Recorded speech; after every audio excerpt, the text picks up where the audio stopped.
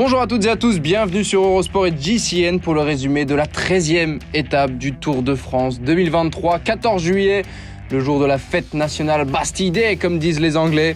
On espère évidemment un succès tricolore au lendemain de la victoire de Cofidis grâce à Yon Izagirre. On attend aussi une bataille pour le classement général entre Tadej Pogačar et Jonas Vingegaard. Est-ce que le Slovène va aller chercher le maillot jaune sur les épaules du Danois ? Est-ce que le Danois et la formation de Jumbo-Visma vont être en mesure de se défendre ? On va voir ça tout de suite. Regardez la montée du Grand Colombier où Pogačar s'était imposé en 2020. Le Tour de l'Ain, le Tour de l'Avenir sont montés ici. Eh bien, c'est la deuxième fois que le Tour de France y grimpera. On se souvient qu'en 2020, Egan Bernal avait perdu énormément de temps pour la formation Ineos. On peut voir des défaillances. Ce sera une montée sèche, quasiment pas de difficulté avant, en tout cas pas répertoriée. Et très rapidement, le départ et les offensives se font nombreuses. Il aura fallu attendre un bon 30 km avant de voir l'échappée de 19 coureurs se former. On retrouve 3 Français à l'avant, donc Quentin Paché, mais également Pierre Latour. Mike Tennyson est là, Fred Wright, le champion de Grande-Bretagne, Luca Mozzato, Casper Asgreen.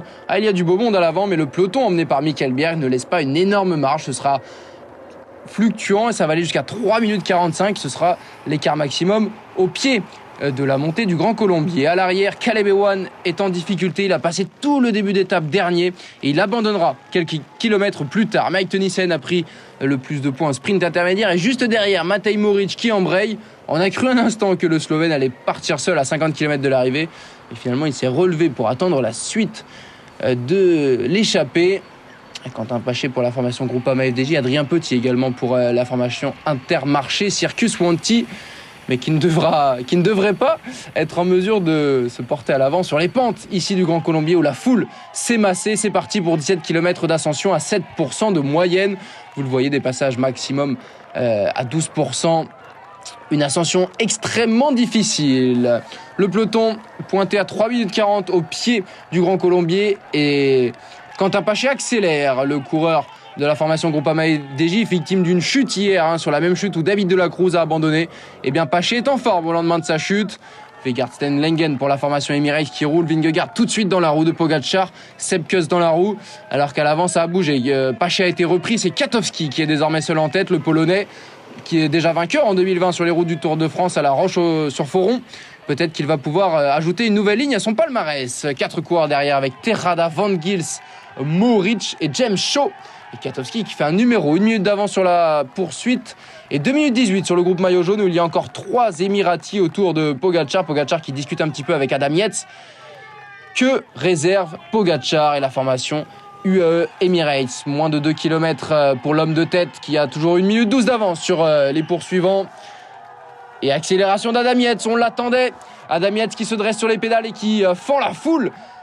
Il a 2 minutes de retard sur la tête de course, 1 minute sur les poursuivants. Adam Yates qui a été repris par Kuss, Pogačar, Vingegaard, Pidcock et Jay Hindley. Kwiatkowski pour la formation Ineos Grenadier qui va aller chercher la victoire d'étape. Belle journée pour la formation Ineos avec Pidcock qui suit les favoris et Kwiatkowski qui va chercher la victoire. Elle sera donc polonaise, la victoire aujourd'hui au sommet du Grand Colombier en ce 14 juillet.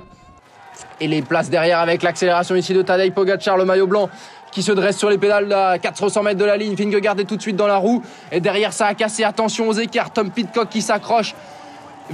Pogačar qui en remet une couche et qui a créé un écart avec Jonas Vingegaard. Maxime Van Gils vient prendre la deuxième place. Pogačar est troisième, 4 secondes de bonification, plus 4 secondes d'écart sur la ligne. Ça fait 8 secondes de repris pour Tadej Pogačar aujourd'hui. Et regardez, les secondes s'égrènent. Il n'en aura pas énormément, mais Pidcock qui vient ici féliciter Michał Kwiatkowski va prendre la 5e place de l'étape.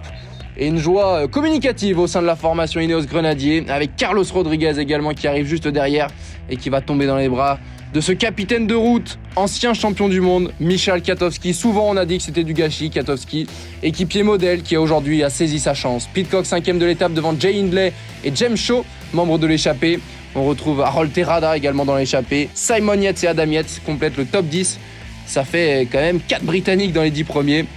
Alors que Carlos Rodriguez est 11e, Gaudu 16e à 1 minute 45, Bardet 19e à 3 minutes 29. Ça se reflète au classement général puisque Gaudu est 9e à près de 7 minutes, Thibaut Pinot 11e, Romain Bardet 12e. Le top 4 n'a pas changé. Adam Yates, lui, remonte à la 5e place devant Simon Yates. Pello Bilbao a perdu 2 places, mais reste en termes d'écart dans le jeu de la 4e place. La 14e étape ce samedi entre Annemasse et Morzine avec le col de Cou, le col du Feu, le col de la Rama et le col de Jouplane hors catégorie avant de redescendre sur Morzine. C'est l'étape du Tour. Si vous êtes des cyclosportifs, vous avez peut-être des amis ou vous-même qui l'avez disputé dimanche dernier. Eh bien, ce sera le tour du peloton professionnel